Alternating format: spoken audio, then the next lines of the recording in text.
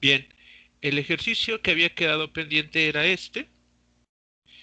Habíamos comentado ya, me parece, la solución para el inciso A y para el inciso B. Habíamos determinado la posición y la velocidad que este objeto tiene, este oscilador armónico, cuando la energía cinética y la potencial son exactamente iguales. Y quedaba pendiente el inciso C, que nos comenta que en un instante en el que el desplazamiento es justamente la mitad de la amplitud total o máxima, ¿qué fracción de energía total es cinética y qué tanto es potencial?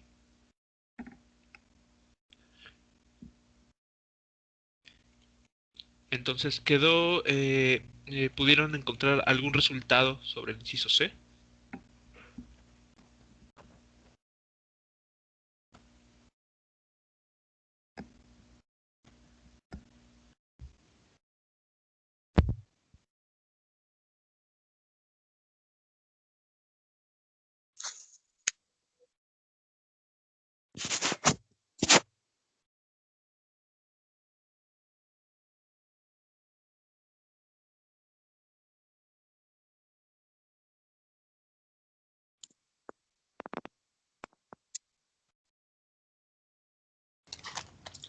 Profesor,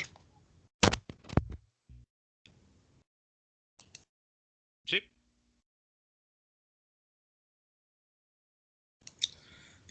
¿podremos utilizar la energía potencial elástica? La energía potencial elástica, la Sí, de un medio de K por el desplazamiento al cuadrado. sí, bueno, Ajá, nos está diciendo que en un instante en el que el desplazamiento es igual a A medios, ajá. podríamos sustituir el A medios por bueno, el desplazamiento que sería A medios al cuadrado y podríamos obtener una ecuación. Ok. Y bueno, ok, eso se puede hacer. ¿Y eso cómo crees que te conecta con la respuesta? ¿O cómo podrías con ello conocer lo que nos está pidiendo en el problema?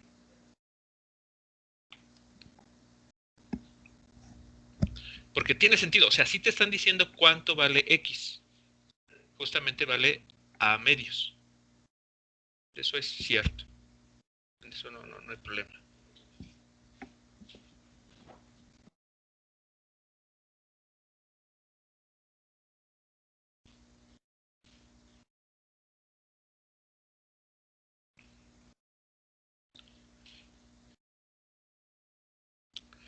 Entonces, en el inciso C, tenemos que, bueno, nos pide, ¿no?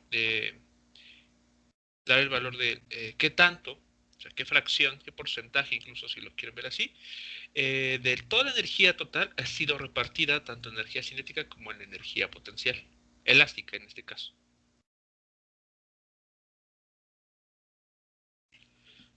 A ver, entonces en lo que tal vez por ahí ven más o menos cómo hacerle. A ver, déjenme ver aquí. Ah, sí. Del inciso B, lo que hice fue al final armar ¿cómo se llama? Esta conclusión. Se las pongo aquí. A manera de cierre. Bueno, en la clase pasada estuvimos ahí discutiendo eh, cómo cómo determinar los tiempos para los cuales la energía cinética y la potencial eran exactamente iguales. Entonces, incluso gracias a una pregunta que surgió, pudimos construir o representar esos tiempos a manera bueno, en un círculo unitario, en el que pudimos identificar cómo estarían distribuidas estos tiempos en un ciclo. Todos ellos separados por el mismo factor, que recuerda mucho a las raíces eh, de la unidad en el plano complejo, ¿no? Bueno, entonces podemos decir que la energía cinética va a igualar a la energía potencial en 4 ocasiones en cada ciclo, donde el primer instante de tiempo ocurre en T1 igual a pi cuartos sobre omega, y cada uno de esos intervalos va a estar igualmente espaciado por un factor de pi sobre 2 veces omega cero, donde omega cero es la frecuencia angular del oscilador. Bueno, Eso nada más para a modo de cierre, que quedaba igual un poco pendiente. Bueno, entonces, ¿cómo podemos utilizar la información que nos dan para responder el inciso C?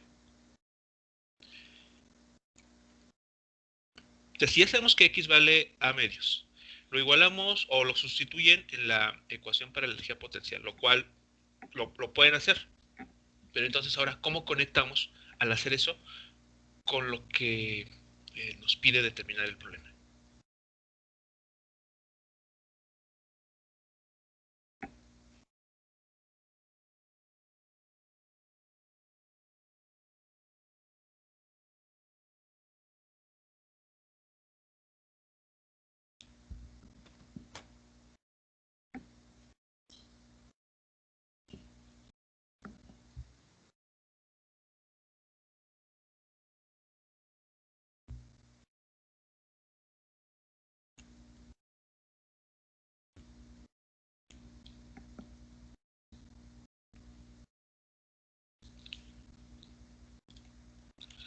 A ver, vamos a hacer ese paso. De hecho, es el que tengo aquí ya preparado. Espero que se alcance a distinguir. A ver, les comento qué es lo que está indicándose aquí. La energía potencial elástica tiene esta forma, un medio de la constante resorte por x al cuadrado. Ahora, en efecto, nos están diciendo que la x de interés vale a medios. Bueno, pues lo sustituimos aquí. Pero ahora, de aquí podemos identificar que si pegamos o ponemos juntos el factor 1/2 de k por la a al cuadrado que surge, tenemos este resultado.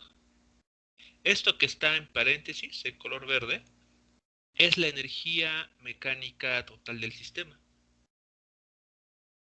Entonces, la energía mecánica total, bueno, la reemplazamos de esta manera. ¿Y qué estamos encontrando?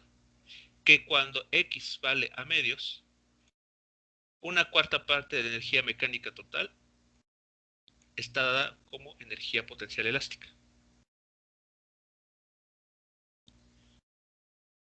Si es claro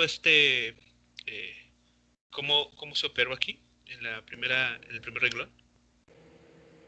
Sí, sí, es claro. ¿Sí?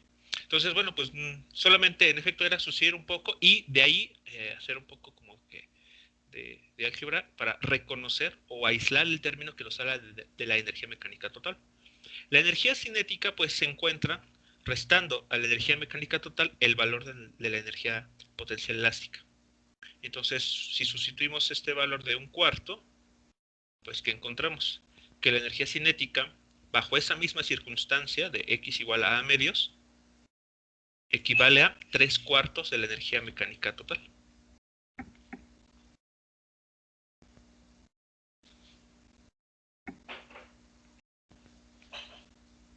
Y entonces ya tendremos ahí nuestras respuestas. Esto en el tiempo, ¿cómo se ve? Bueno, si quisiéramos visualizarlo.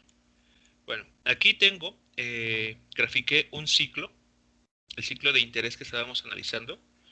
Aquí las líneas en rojo, perdón, las líneas punteadas representan el valor máximo de amplitud, la A y menos A. Las líneas en amarillo representan respectivamente A medios y menos A medios. Entonces, cuando estamos aquí identificando el valor de A medios, a ver si se alcanza a distinguir, aquí hay un punto rojo. Desde la perspectiva de las energías tenemos esta situación.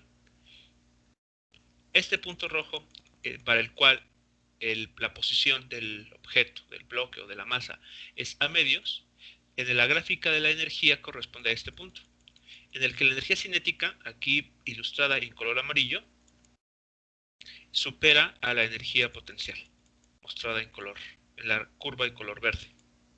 Entonces aquí, bueno, está la escala de tal manera que cada línea blanca que ven aquí representa un cuarto de la energía total mecánica posible, ¿no? Que es la línea en rojo. Cuando estamos en x igual a menos a medios, o sea, si tomamos el valor absoluto de esa cantidad, estamos en una posición similar. Lo único que sucede es que estamos a la izquierda del punto de equilibrio, como lo vemos en la gráfica. pero la condición esta que hemos encontrado se vuelve a repetir. Ahora nos encontramos en este punto, una vez más, y tenemos que la energía potencial vale 1/4 de la energía total y la energía cinética tiene el valor de 3/4 veces la energía mecánica total. Y así sucesivamente, ¿no? En el tiempo van a aparecer más puntos en los cuales esta condición se va a repetir. Bien, muchachos, pues entonces esto sería todo el problema que había quedado pendiente. No sé si quedó algo por ahí poco claro o algo que quisiera que se complementara.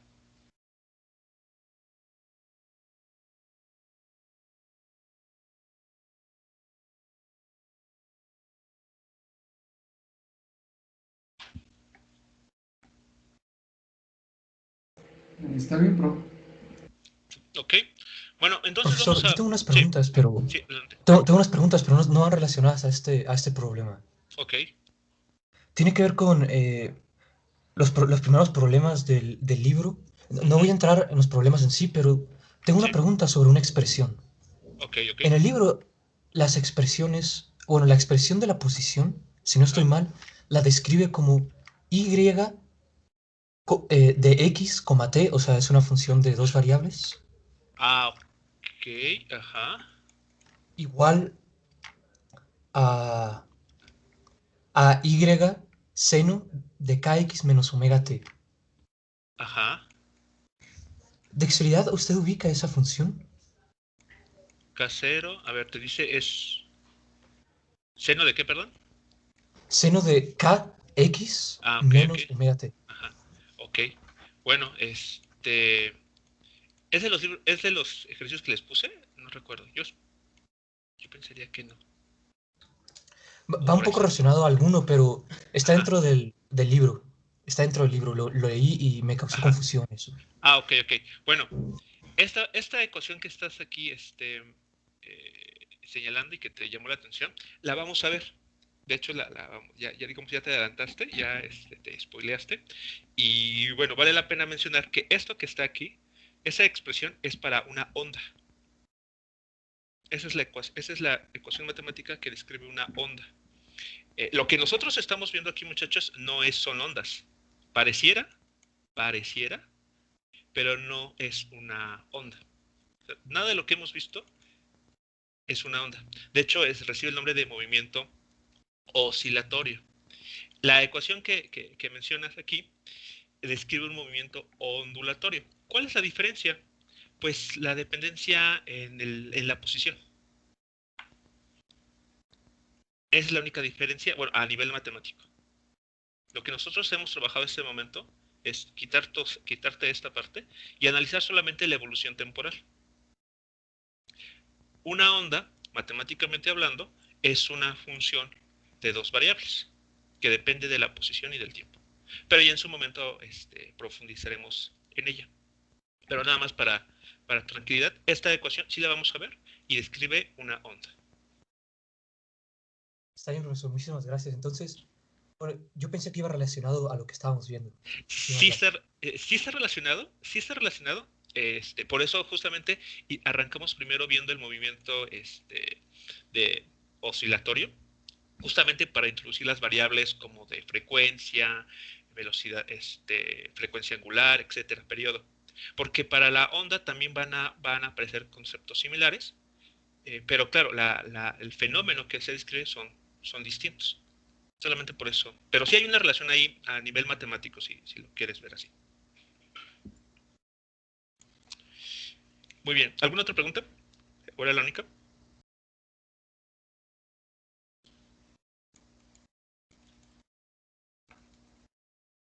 Si no, bueno, pues vamos a pasar ahora a ver un nuevo sistema eh, en el que también vamos a poder describir a través de soluciones similares a las que estamos revisando hace unos instantes. De hecho, para ello, permítanme, voy a ponerles una animación.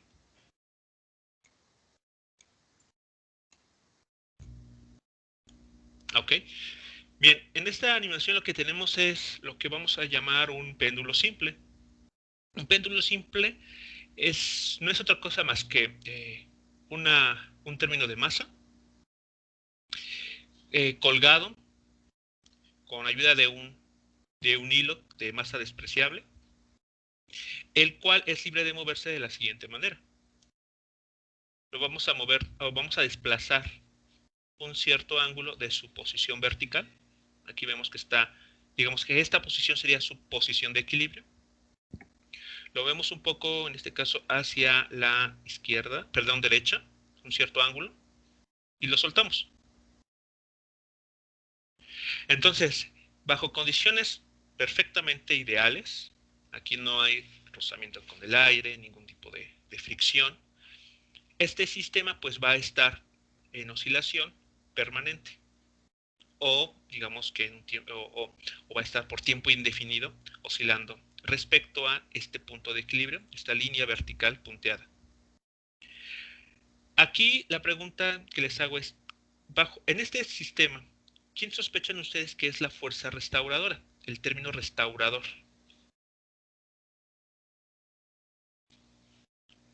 Este sistema se rige también por los mismos parámetros que habíamos establecido en su momento, si recuerdan, para un sistema de un grado de libertad, que era un término de masa o de inercia, un término de restitución o de almacenamiento de energía y un término disipativo. En ese momento el amortiguamiento no existe. Entonces solamente existe el término de masa y el término de restitución. Aquí, ¿quién podría ser ese término? ¿El peso? El peso, el vector peso, y de hecho vamos a ver en unos instantes más que una componente del peso es justamente la que actúa como la fuerza restauradora, la que tiende a que este objeto, a ver, lo detengo una vez más, es la responsable de que al al desplazar este objeto a un cierto ángulo, y una vez que lo soltamos, tienda a regresar a su posición de equilibrio. Pero una vez más, cuando se suelta, esta fuerza se pone en acción justo cuando se pasa en la posición de equilibrio. Este objeto va a alcanzar la máxima velocidad posible. En ese instante, las fuerzas que están actuando no están realizando un trabajo mecánico sobre este objeto. Por lo tanto, su energía cinética en ese instante de tiempo es constante. Y apelando a la primera ley de Newton, ese objeto va a tender a mantener esa velocidad. Entonces, por eso es que avanza, va a seguir desplazando. Sin embargo, justo cuando ya comienza a ligeramente desplazarse hacia la izquierda, con un ángulo nuevamente, entra en acción otra vez esa fuerza restauradora, la cual va a hacer que frene, se detenga, tenga velocidad cero y comience a avanzar nuevamente hacia la derecha. Y así sucesivamente.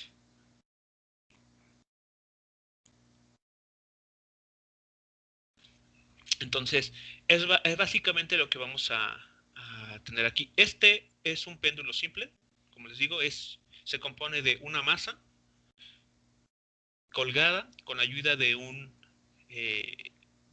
varilla, de un hilo de masa despreciable. Esa es la versión más simple. La que vamos ahora a resolver analíticamente es algo que se conoce como péndulo físico, el cual sigue este mismo principio, pero en el que ya no necesariamente tenemos que este hilo o esta varilla tenga masa despreciable, sino que ya va a tener un cierto valor de masa. Entonces, nuestra idea va a ser la siguiente. Vamos a resolver el problema para un péndulo físico, digamos que es una estructura un poco más real. Pensemos, por ejemplo, en nuestro brazo. Cuando nosotros fijamos nuestro codo, ¿no? En una posición y hacemos que el antebrazo comience a girar, eso podría ser un péndulo físico. Nuestras piernas, cuando avanzamos respecto a la rodilla, funcionan como un péndulo físico. Entonces, como vemos ahí, considerando la estructura ósea, pues no podemos decir que esa varilla, en este caso el hueso, tiene masa despreciable. Por lo tanto, se acercan más a esta idea de un péndulo físico. Entonces, nuestra idea es, primero resolvemos el péndulo físico y después tomamos valores límite y llegaremos a obtener la ecuación para un péndulo simple. Bueno, esa es la idea que vamos a resolver. Pero entonces queda claro cuál es el modelo que vamos a resolver ahora. Profesor, entonces el péndulo físico va a tener, no, el péndulo simple va a tener una fuerza restauradora que va a ser el peso. Tanto el péndulo físico como el péndulo simple, en ellos la fuerza restauradora es una componente del peso. Sí. Lo que va a ser distinto en cada caso es la masa que está oscilando. En un péndulo simple es como está aquí, piensa que esto es, o sea, esta es una partícula, aquí, un botecito, pero este hilo que está sosteniéndolo no desprecia su masa, o sea, no te interesa considerarla en los cálculos. Para un péndulo físico, por el contrario, sí te interesa cuál es el valor de masa de esta estructura. Es digamos, la diferencia importante. Ok, está bien, gracias, profe. Bueno, ok, bueno, cambiamos a la Prof, pizarra. Sí. y una pregunta, esta consideración que menciona de la masa justamente se debe considerar en los cálculos, ¿no? Así es, Ok, sí. gracias. Ajá. Entonces, primero vamos a resolver el problema del péndulo físico. Y como les comentaba, una vez que entendamos en qué consiste este modelo, aplicamos ahí algunas consideraciones muy particulares que nos van a conectar con el péndulo simple. Entonces podemos pasar del péndulo físico al péndulo simple. Bien, ¿cuál es la idea entonces para analizar este problema? Bueno, tenemos la siguiente estructura. Aquí en la línea en color rojo es la línea punteada vertical que aparecía en la animación. Este objeto, que parece como suela de zapato, representa nuestro objeto que va a ponerse a oscilar respecto a esta línea punteada de color rojo.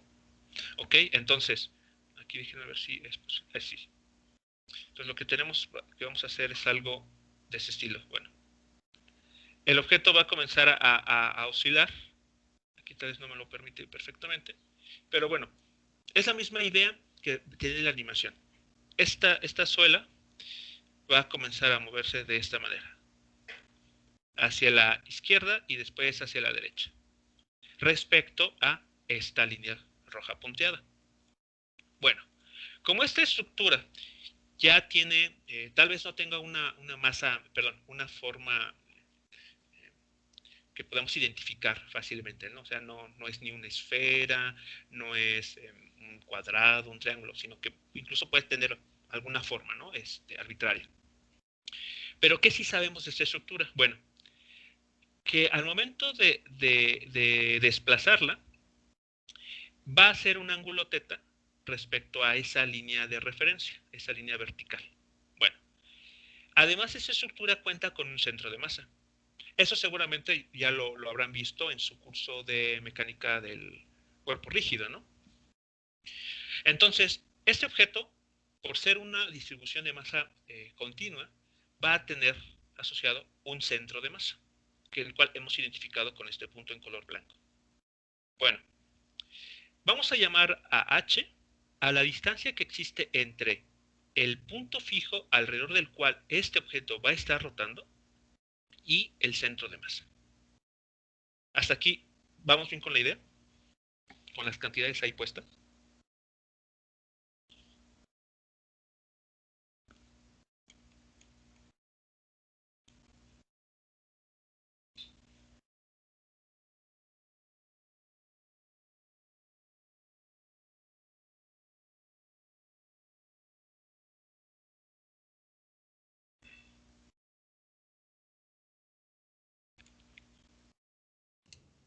Sí, profe.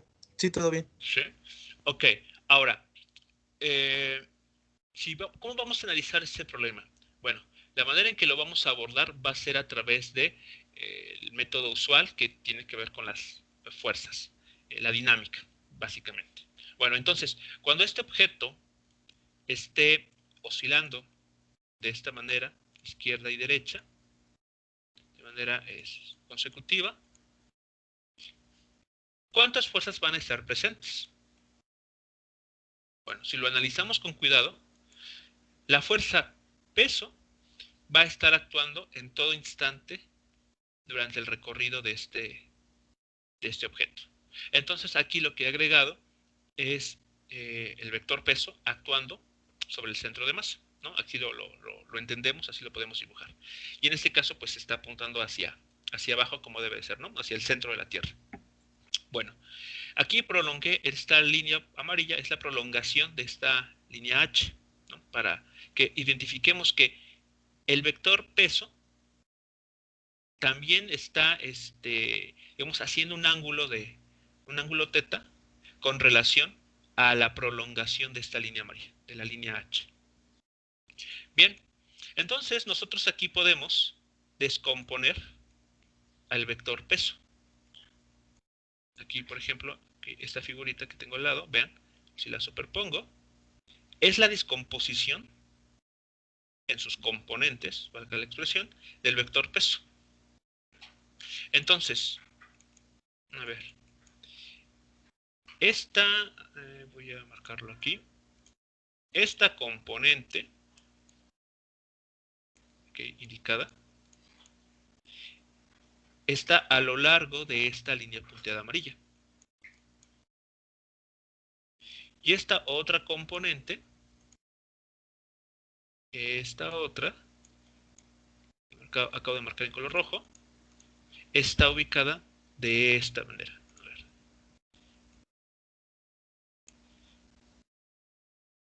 De esta forma. Si identificamos correctamente entonces ahí las componentes en la figura. Sí, profe. ¿Sí? Ok. Entonces, ¿qué pueden decir acerca de lo que va a suceder a continuación? O sea, ¿cómo es que el peso va a funcionar como una fuerza restauradora? ¿Cuál es lo que va a ocurrir? ¿Qué piensan ustedes? ¿Cómo interviene?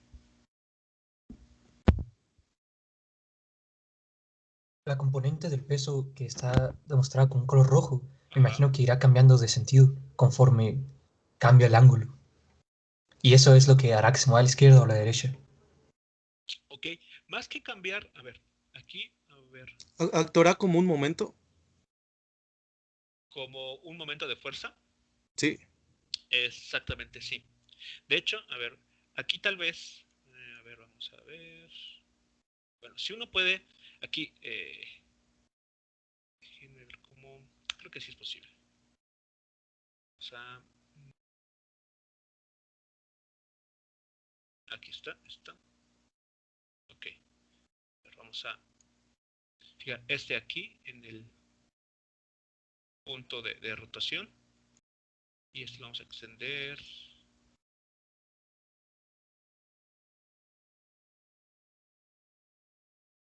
Lo pongo así.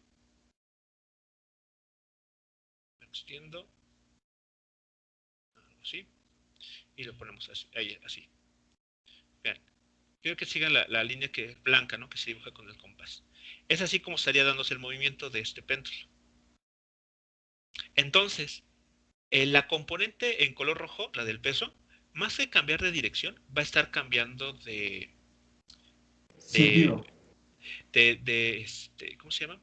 De magnitud. O sea, porque, por ejemplo, cuando estemos aquí, ¿están de acuerdo que en ese punto, en esa posición justa, el peso está alineado también con el péndulo?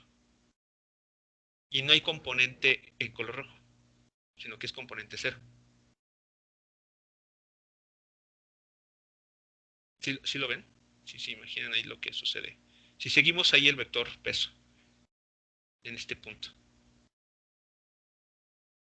Y ahora cuando pasemos a este lado, ajá, sí, también va a cambiar va a modificarse lo largo de esa flecha en color verde, pero también su dirección.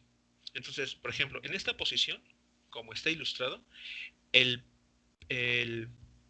la componente ilustrada en color rojo va a generar un momento de fuerza, una torca, que hace o que va a tender a hacer que ese objeto comience a avanzar hacia la izquierda. Seguimos en la izquierda. Ahora, la componente esta del color rojo, del peso, apunta en el sentido opuesto. generando una torque en el sentido, en ese mismo sentido, ¿no? Opuesto al que tenemos inicialmente, generando que ese objeto pues, comience a regresar. Y así sucesivamente. Entonces, ¿qué pasa con la otra componente, la que está en color amarillo? ¿Por qué no qué piensan que está haciendo esa componente o no existe o qué sucederá con ella?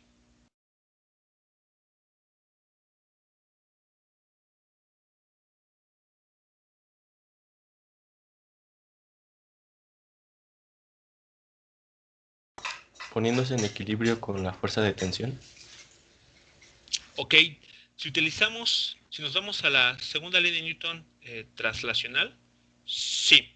La tensión, bueno, aquí tal cual tensión, vale. Lo que vamos a decir es lo siguiente. La componente de la ¿cómo se llama? De la fuerza, del peso, la que está en color amarillo. Noten que está, a ver, voy a quitar ya el compás este. A ver, quiero que noten, ahí está. Que está, que en todo momento, si seguimos esto, lo rastreamos durante todo el movimiento de este objeto, siempre va a estar en la misma dirección que la línea H. Y además, como vemos aquí, va a ser paralela al brazo de palanca. Recuerden ustedes que para encontrar el momento de una fuerza, ¿qué necesitan ustedes?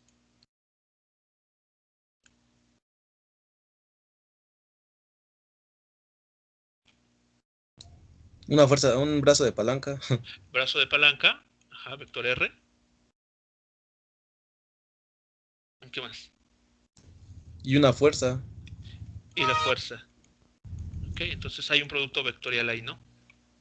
El momento de fuerza es igual a el brazo de palanca, producto vectorial, con la fuerza que aplicamos para generar dicho momento, ¿no? Dicha torca. Entonces aquí, respecto a qué punto estamos, vean, aquí si uno calcula el módulo de esta fuerza como RF por el seno del ángulo θ, ¿qué ángulo se está formando entre el brazo de palanca y esta componente en amarillo?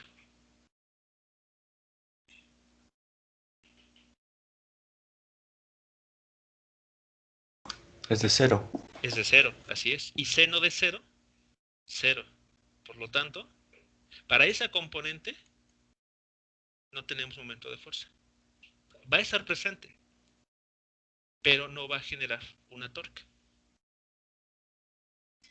Por el contrario, la componente, la que está en color en rojo, esa componente sí va a generarnos una torque. Y es justamente la responsable de todo el movimiento que estamos observando.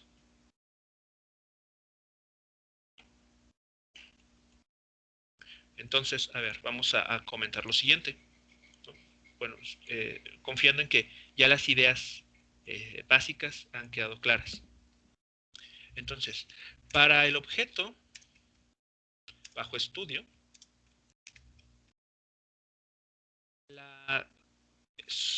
vamos a decirlo así, solo una de las componentes del vector peso, aquí del vector W, generará un momento de fuerza que actuará como elemento restitutivo para el movimiento. ¿De acuerdo? Entonces, esta componente que está en color rojo es la responsable de observar ese movimiento, ¿cómo llamamos? Periódico. Bien. Aquí, objeto bajo estudio. Entonces, vamos a establecer ahora sí las ecuaciones. ¿Cómo escriben las ecuaciones para esta situación? A ver, la dinámica rotacional, ¿qué nos estaría diciendo?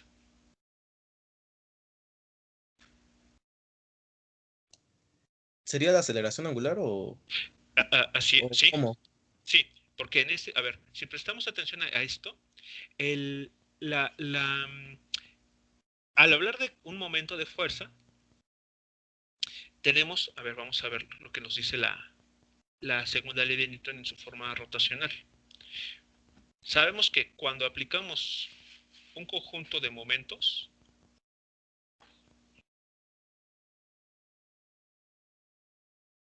¿ok? O un momento resultante, ¿qué es lo que va a generar sobre un objeto respecto a un punto fijo? Sí, un punto fijo que justamente es este. ¿Qué induce? ¿Qué genera?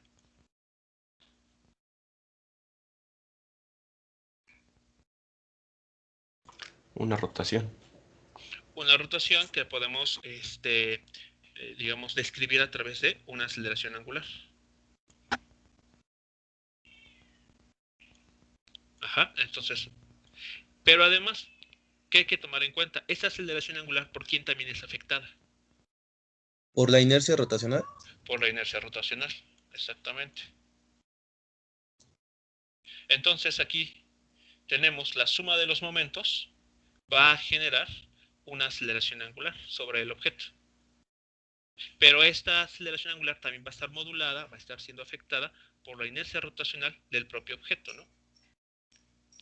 Y mucho va a tener que ver con la geometría de dicho objeto. Ok. Entonces, si esto lo pasamos, bueno, si esta I la pasamos multiplicando, pues obtenemos algo que se parece mucho a la segunda ley de Newton para traslaciones, ¿no? Entonces, esa es la ecuación que tenemos que describir ahora.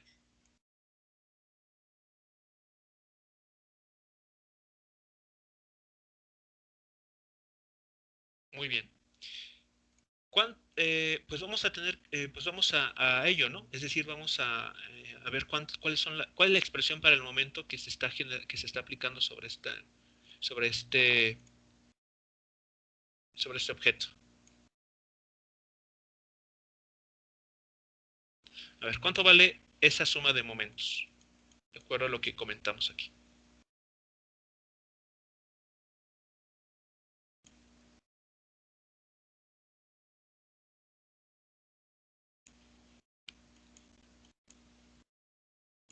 Necesitamos, recuerden ustedes, un momento es el brazo de palanca por la fuerza que está generando la rotación. Entonces, a ver, aquí ¿quién sería? ¿Cuánto vale el brazo de palanca? H. Exacto, la distancia h. Entonces, ahí está nuestro brazo de palanca.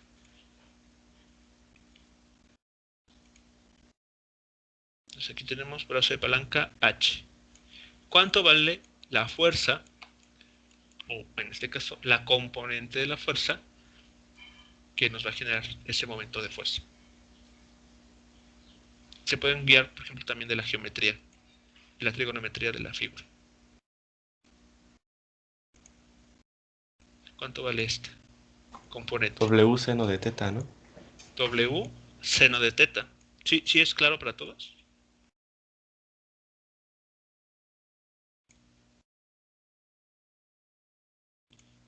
Esa es la fuerza que nos interesa.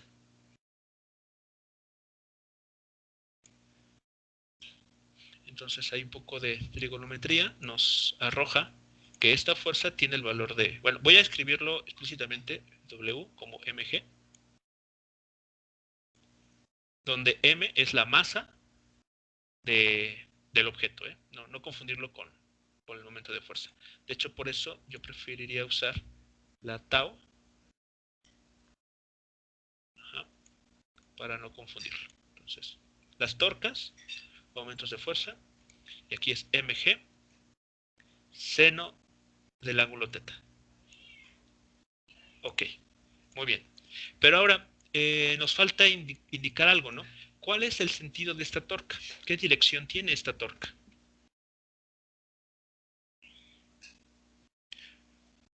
Sería sentido horario. Se genera una torca en sentido horario, por lo tanto, Negativa. Negativa. es negativa, así es. Entonces a esta torca, o momento de fuerza, le ponemos un signo negativo. Ahí está. ¿Y qué va a generar? Pues lo que tenemos aquí, una aceleración angular. Pero recordemos, una aceleración angular, ¿cómo se relaciona con el desplazamiento angular? Con este ángulo, que va a estar cambiando, ¿no? Cada vez que este objeto esté oscilando respecto a esta línea en color rojo, el ángulo θ va a estar variando en el tiempo.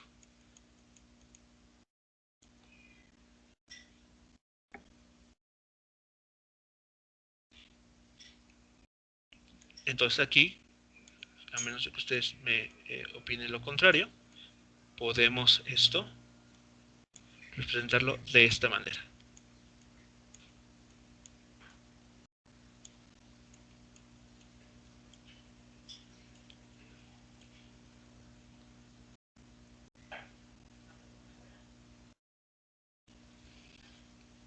Hasta aquí, ¿cómo vamos?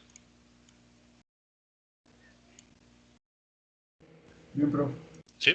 Pues bueno, vale. Entonces creo yo, no hemos dicho nada que ustedes no conozcan. Y llegamos entonces a esta expresión que si lo acomodamos con mucho cuidado, esta ecuación, la voy a escribir de esta manera.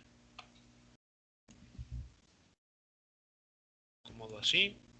Este menos se convierte en más. Y esto es igual a 0. ¿Y esto como a qué se parece?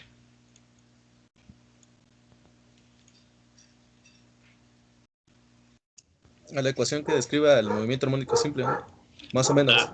Exacto, más o menos. Se parece, pero como que todavía no es al 100%. Entonces, es una ecuación donde tenemos que la variable está, bueno, tenemos la segunda derivada de nuestra variable de interés, que es el ángulo θ. θ es justamente el que nos va a estar dando la posición angular. Va a ser el equivalente a la coordenada X o la coordenada Y en los modelos pasados. ¿Cuál es el problema con esta ecuación? ¿Por qué no decimos que es similar, 100% equivalente a los pasados?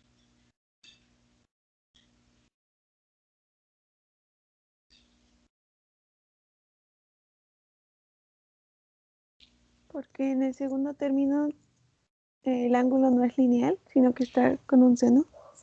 Exactamente. Así es. No tenemos un término lineal.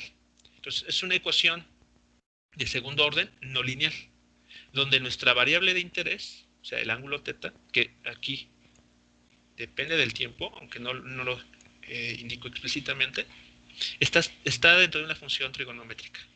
Entonces, eso ya de manera muy concreta no nos permite comparar esta expresión directamente con las que teníamos acá, con todas las que vimos. Por ejemplo, esta.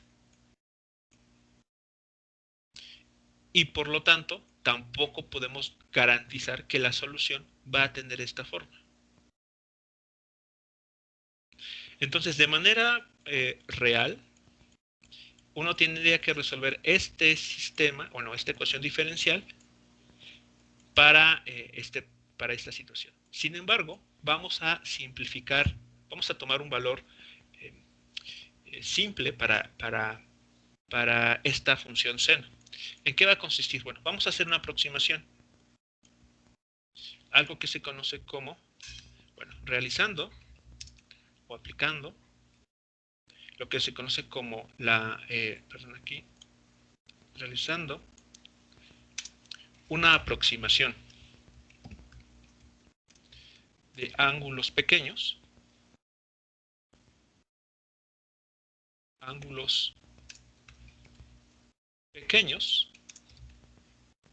tenemos. A ver, ustedes recuerdan o conocen la expansión en series de Taylor de la función seno?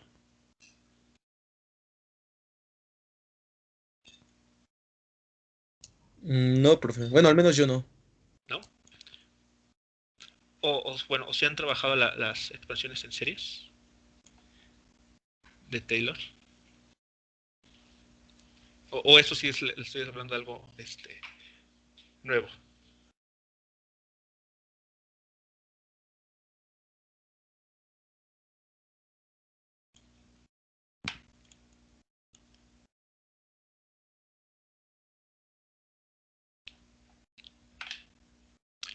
Bueno, ustedes pueden, si no lo han visto, digamos, pues ahora en internet lo pueden checar, pero bueno, les comento lo siguiente.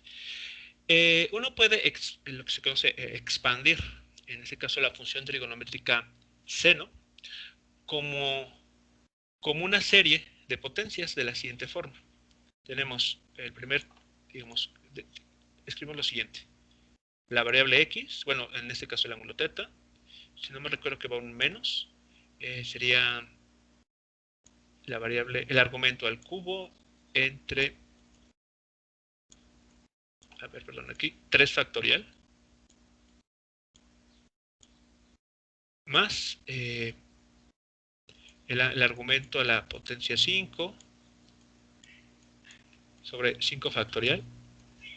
¿Todos conocen lo que es el factorial o tampoco?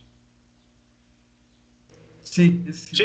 conozco. Ah, ok, vale. Bueno, entonces aquí y así seguimos, ¿no? Ahora a la potencia 7 entre 7 factorial. Y así sucesivamente. Es decir, todas las potencias impares. Y esto surge, y las potencias, bueno, los términos son hasta el infinito, ¿no? Son una colección enorme de términos. Bueno, si uno hace toda esta suma, ¿ok? Con estos, por ejemplo, si aquí ustedes meten aquí un ángulo concreto, quiero el ángulo, por ejemplo, de pi cuartos. Pues en esta expansión sustituye el valor de pi cuartos, haciendo la suma hasta el infinito, ¿okay? Todos los términos, y el resultado que obtienen pues va a ser exactamente el seno de pi cuartos. O lo que podemos hacer en ocasiones prácticas pues es truncar esta serie. Es decir, por ejemplo, quedarnos hasta este término, hasta el 1, 2, 3, hasta el cuarto término de la serie. Y lo que vamos a obtener es una versión aproximada. Porque la versión exacta necesita que evaluemos todos los términos existentes hacia la derecha. Pero como estamos truncando, como estamos cortando la serie, pues entonces no vamos a tener un valor aproximado. Bueno, el punto aquí importante que quiero retomar es el siguiente. Vamos a hacer la siguiente aproximación que les menciono, ángulos pequeños. ¿Esto qué nos dice? Que la función seno la vamos a cortar hasta el primer término de la expansión. Es decir, que vamos a considerar solamente este término. Entonces, para ángulos pequeños, realmente pequeños, porque vean, si una cantidad es muy pequeña, ¿qué pasa cuando lo elevan a alguna potencia? ¿Qué pasa con su potencia cuadrada, su potencia tercera, su potencia sexta, etcétera? Se va haciendo, bueno, lo que agrega es muy, muy pequeño, ¿no? Exactamente, cada vez que elevas alguna potencia, el resultado es cada vez más pequeño. Entonces, justamente por esa razón, si tomamos ángulos muy pequeños, podemos garantizar que todos estos términos pues, prácticamente se pueden considerar como un cero. ¿De acuerdo? Son muy pequeños, no exactamente son cero, pero los aproximamos y los tomamos próximos al cero. Por lo tanto, en esta aproximación a ángulos pequeños, podemos decir lo siguiente, que el seno del ángulo θ es aproximadamente igual al propio ángulo θ.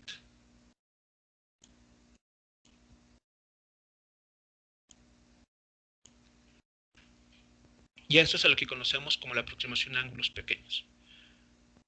Es decir, que para poder resolver este problema, vamos a asumir que no todos los ángulos son posibles aquí. Es decir, que no podemos desplazar este objeto por arriba, aproximadamente ángulos pequeños, estamos hablando como de 10 grados. O sea, si este ángulo lo elevamos y lo llevamos como a, por decir algo, ¿no? 55 grados, lo que vayamos a construir a continuación, muchachos, ya no es 100% válido. Ya ahí van a empezar a aparecer errores en nuestro cálculo que ya no describen realmente lo que está sucediendo. Entonces, para que lo que vamos a hacer ahora, a continuación, tenga sentido, tenemos que considerar que los ángulos son realmente pequeños, que no superan alrededor de 10 grados aproximadamente. Otra forma de visualizar esta idea es viendo la gráfica de la función seno.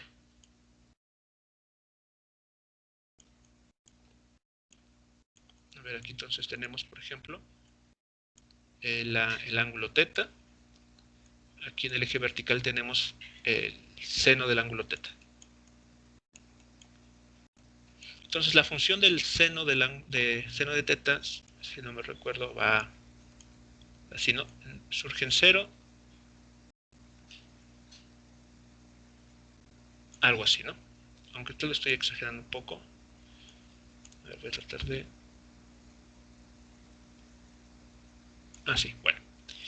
Cuando me refiero a ángulos pequeños es porque al momento de nosotros hacer un zoom aquí, vamos a construir una línea recta.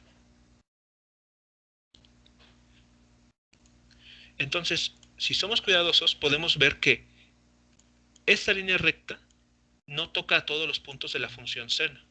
Hay valores para los cuales se separa, pero hay otros muy cercanos al 0 para los cuales estas dos funciones son parecidas.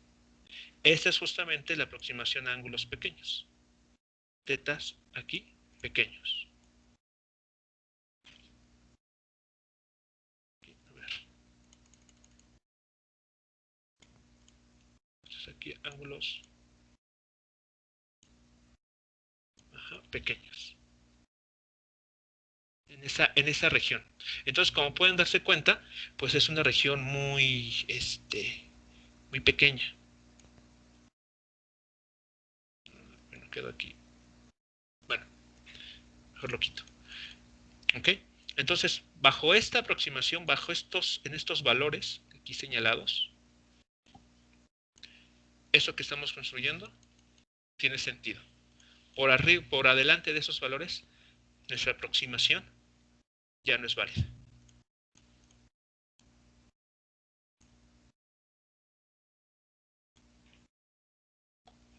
Hasta aquí todos, ¿todo claro?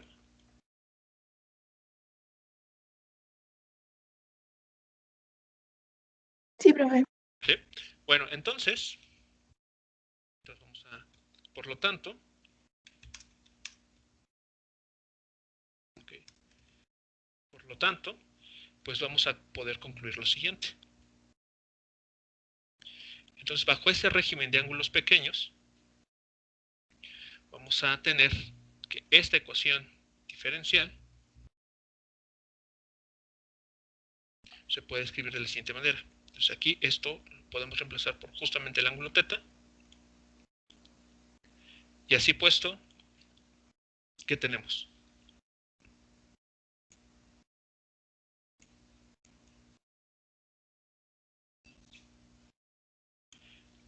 Esta ya se parece, ¿no?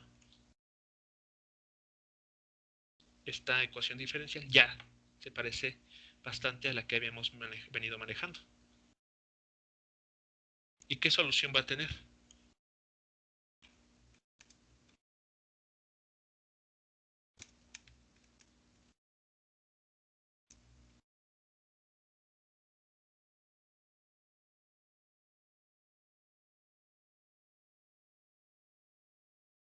Bueno, de hecho, a ver, para que incluso se vea más parecida,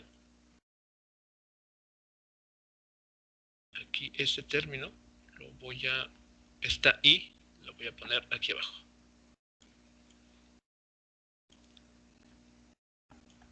Así.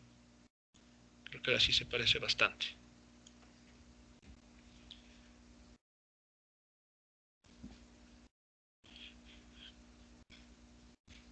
Entonces, ¿cuál será la solución a esta ecuación diferencial?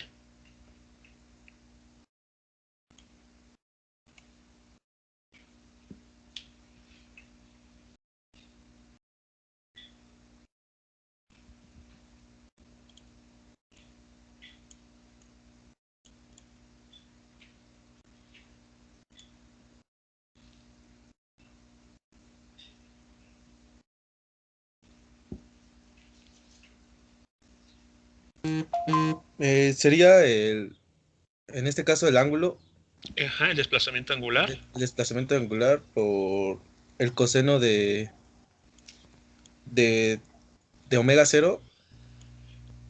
A ver, otra vez. Sería, a ver, tu función, aquí evidentemente es el desplazamiento angular en función del tiempo, ¿no? A ver, aquí Sí, es sí.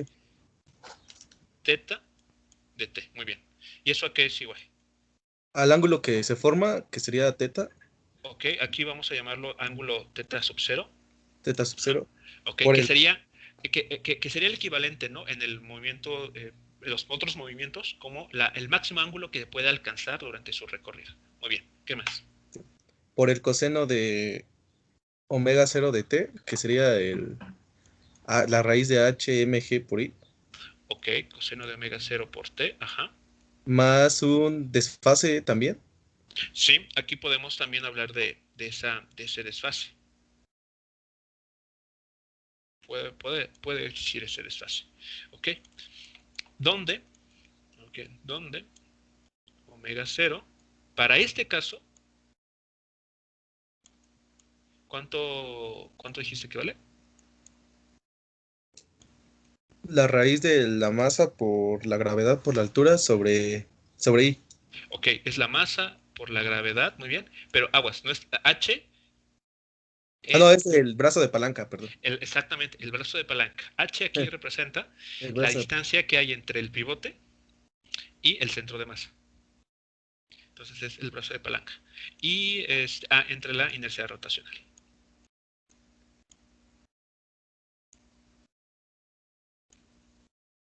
Muy bien.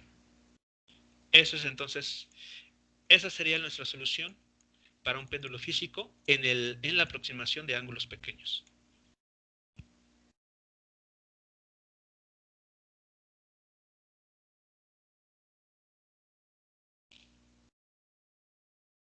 ¿Okay? Hasta aquí, ¿cómo vamos con toda la descripción?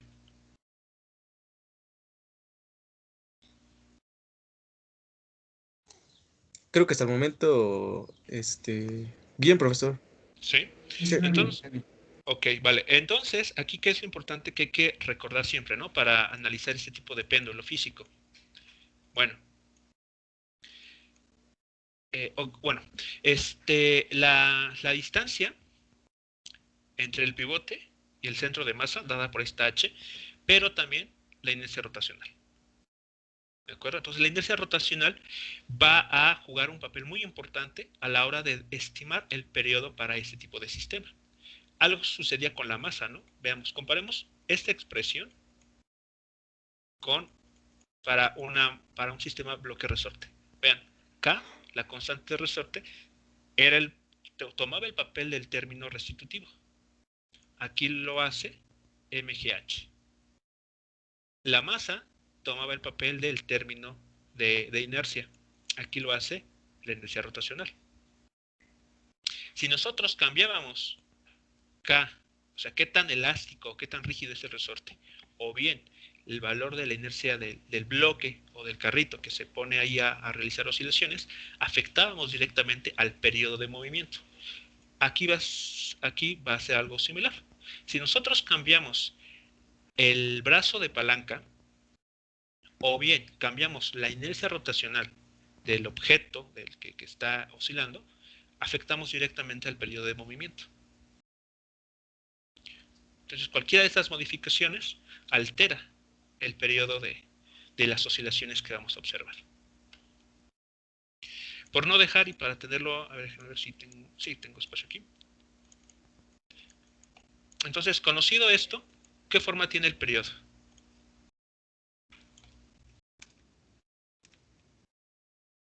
De esta manera. El periodo de movimiento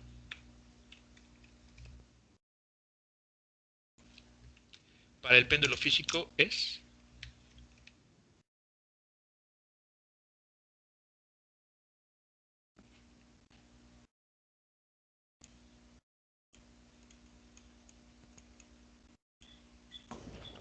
Sería el de 2pi por la raíz cuadrada de i sobre mgh.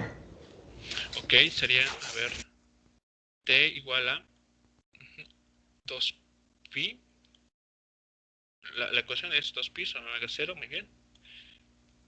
Y ahora sí, como menciona, sería 2pi. Ahora sacamos la inversa de esa cantidad y queda la i arriba y mg abajo, mgh abajo.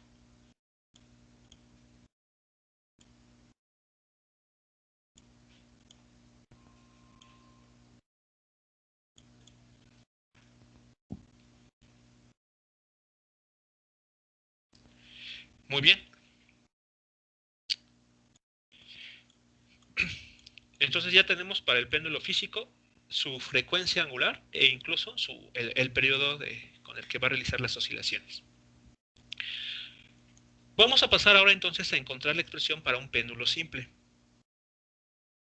¿De acuerdo? ¿Cómo construimos un péndulo simple? Bueno, la había mostrado en la animación. Aquí voy a hacer el apartado. Y vamos a ver que no va a ser necesario resolver el problema para el péndulo simple, sino que utilizando la información que ya tenemos, la tratamos con cuidado y en automático obtenemos el periodo para un péndulo simple. También, claro, en la aproximación de ángulos pequeños. Péndulo simple.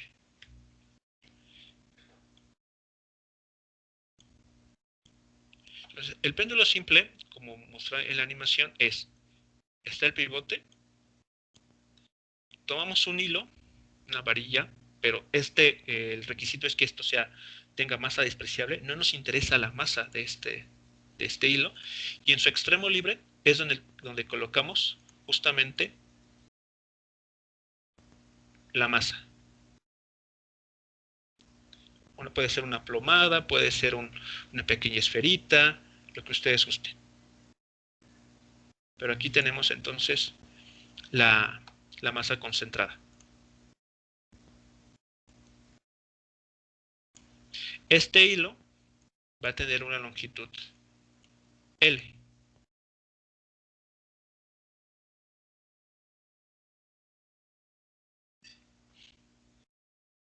Y va a ocurrir exactamente lo mismo de acuerdo a la descripción que hicimos. Sobre este objeto, las únicas fuerzas que van a estar presentes, de hecho va a ser una nada más, va a ser el peso. Pero este peso va a descomponerse en sus componentes y solamente una de ellas va a generar el momento de fuerza que pone esto en movimiento y que va a tener el papel del elemento restitutivo. Bueno, aquí también podemos decir que desplazamos este objeto de su posición vertical un cierto ángulo θ. Aquí está el ángulo θ. Muy bien, entonces, si quisiéramos resolverlo desde primeros principios, tendríamos que para ese problema volver a hacer todo esto, pero pues podemos saltárnoslo y trabajar directamente con lo que tenemos. A ver, ¿cuál es el valor de la inercia rotacional para este objeto? Para esta masa.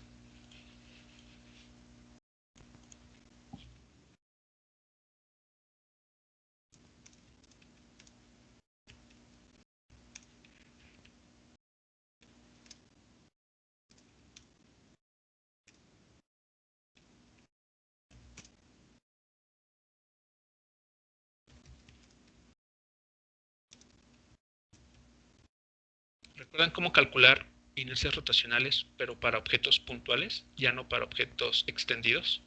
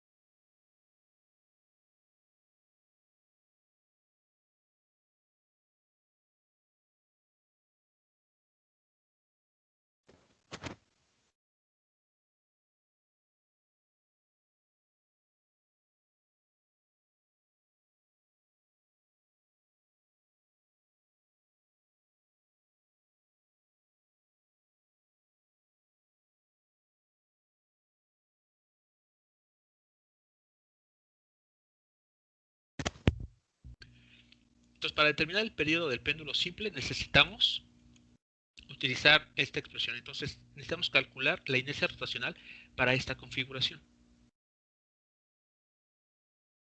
Entonces, ¿cuánto vale aquí esa inercia rotacional?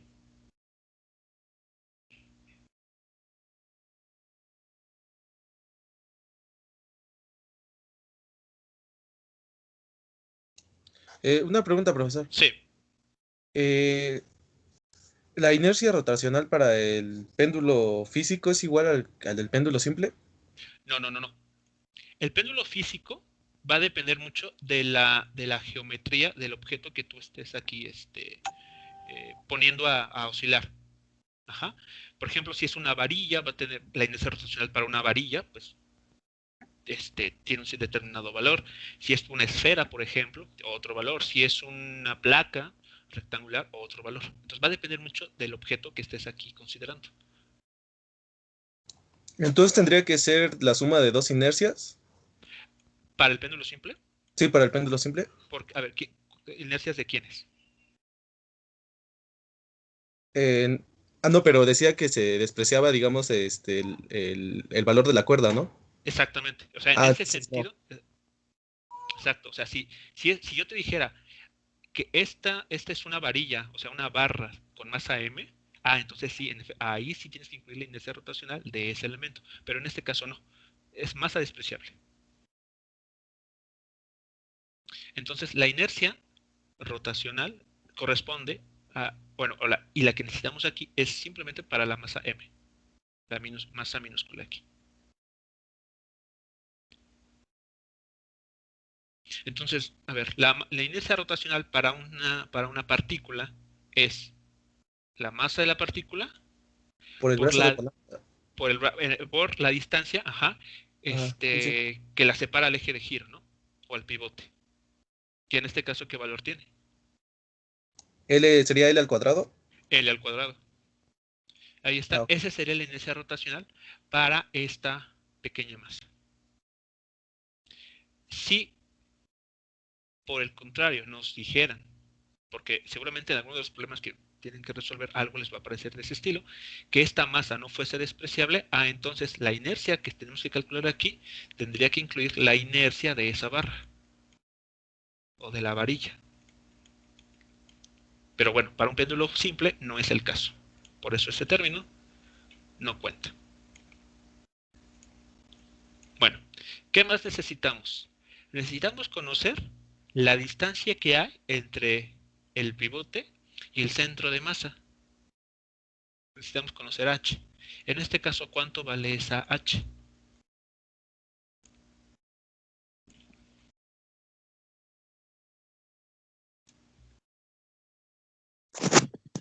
L también, ¿no? Exacto. H toma el valor de L. ¿Para todos es claro por qué?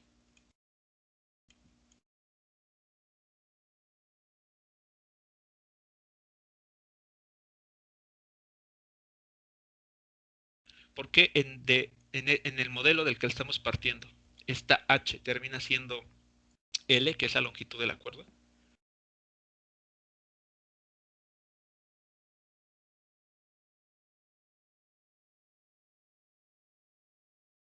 Porque estamos hablando de una masa puntual, ¿no? De una masa puntual, exactamente. Y el centro de masa de esa partícula puntual, pues está en ella misma, ¿no? Entonces, es como si agarráramos esta suela de zapato e hiciéramos que toda la estructura colapsara y se concentrara en este punto. Por lo tanto, si comparamos esta figura con la que tenemos abajo, pues esa H termina siendo la misma L, la longitud de la cuerda. Muy bien. Por lo tanto, pues ya tenemos toda la información suficiente para calcular el periodo. Así, el periodo de un péndulo simple es, incluso pueden ustedes encontrar también pues en la literatura, ¿no? ¿Qué valor tomará entonces? Si hacen todas estas consideraciones en la ecuación que tenemos justamente arriba.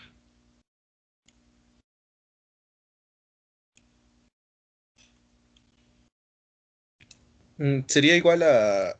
El periodo es igual a 2pi por la raíz de la longitud de la cuerda L sobre G. Sobre G. Así es. Entonces el periodo termina siendo, bueno, aquí T igual a 2pi, la raíz cuadrada de L sobre G. Es decir, que para un péndulo simple no interesa el valor de la masa. Su periodo va a ser dependiente única y exclusivamente de la longitud de la cuerda. Si ustedes quieren modificar el periodo, pues de un péndulo simple, basta con que acorten o extiendan la longitud de esa cuerda para lograr esto. Y también, ¿cómo pueden afectarlo? Modificando el valor de la fuerza de gravedad. Hablando de, por ejemplo, este último tema del amortizaje, ¿no? Entonces, un péndulo en la Tierra no va a tener el mismo periodo en Marte, aun y cuando tengamos la misma longitud de la cuerda, porque mucho va a afectar la gravedad del planeta. Entonces, aquí una aplicación importante del péndulo simple es que si conocemos el periodo de movimiento, conocemos o fijamos la longitud de la cuerda, podemos estimar el valor de la gravedad en alguna región particular del planeta. Porque G no vale 9.81 metros por segundo en todos los puntos de la Tierra. Entonces, pues, una forma indirecta de medirlo, pues, podemos pensarlo así muy, muy artesanalmente, es utilizar un péndulo simple.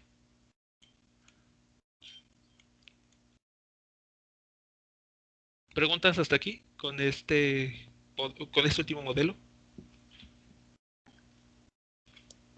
Profe, con el Sí. último modelo no tengo duda, pero en el, por ejemplo, en el del péndulo físico, ¿a qué se refiere la letra mayúscula M? ¿Es a la masa de a la masa digamos, del objeto más la cuerda? En el péndulo físico, aquí tú estás agarrando el objeto y lo vas a poner a otra estructura, la vas a poner a oscilar de esta manera. Entonces, esa M que aquí aparece se refiere a la masa total de esa estructura. Por ejemplo, imagina que tú agarras, por ejemplo, para armar un péndulo físico, agarras una varilla y le pegas, ¿qué será bueno? Le adhieres un cilindro. Y haces que este objeto, que esta estructura, se ponga a rotar alrededor de este punto. ¿Ok? Que empiece a rotar. Bueno, la M que aquí aparece es la masa de toda tu estructura.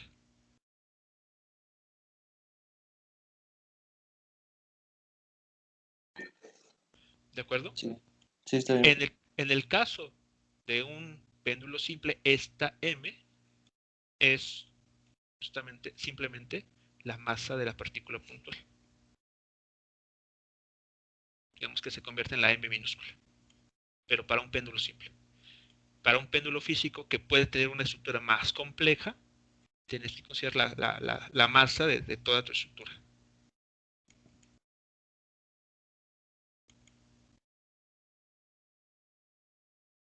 ¿Ok? Entonces, bueno, si ustedes quieren conocer, por ejemplo, la ecuación de movimiento para un péndulo simple, pues es exactamente la misma que tenemos aquí arriba, en color blanco. La única diferencia es que la omega 0 pues va a ser proporcional a G entre L, nada más. No, a la raíz cuadrada de G entre L. Entonces, aquí mucho cuidado, muchachos, porque como ven, para cada estructura que hemos analizado, tenemos un valor concreto de su frecuencia angular. Si hablamos de un sistema bloque resorte, ya sea de forma horizontal o vertical, su frecuencia angular siempre va a ser raíz de K entre M. Si hablamos de un péndulo físico, su frecuencia angular va a ser mgh entre la inercia rotacional. Y si hablamos de un péndulo simple, va a ser igual a G a raíz de G entre L, donde L es la longitud de la cuerda.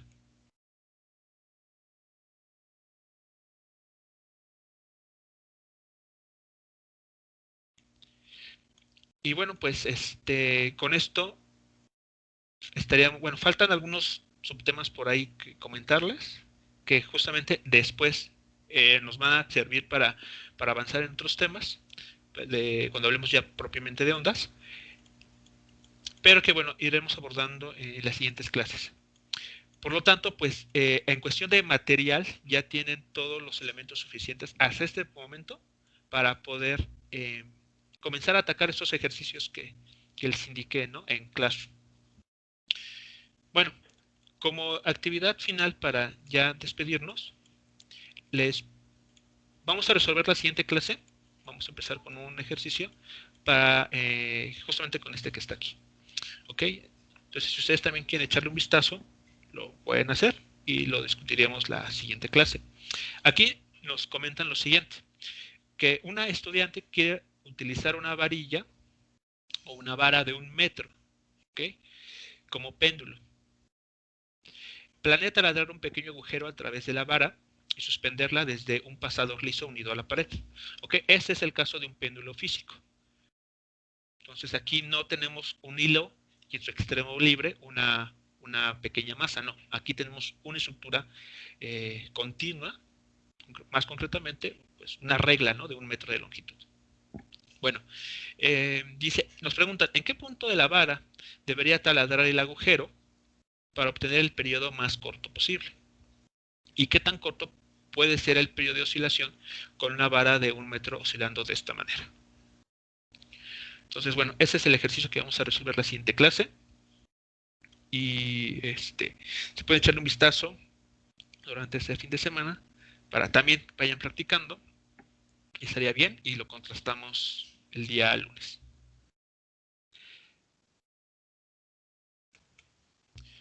¿Comentarios, preguntas finales antes de mandarles el link de su asistencia? Todo bien, profe. Muchas gracias. Ok, entonces permítanme.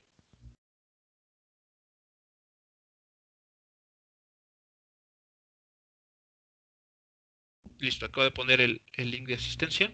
Bien, muchachos, pues entonces nos estamos escuchando nuevamente la siguiente semana. Tengan un excelente fin de semana. Gracias, profe, igual. Gracias, Hasta luego. profe. Buen fin, hasta luego.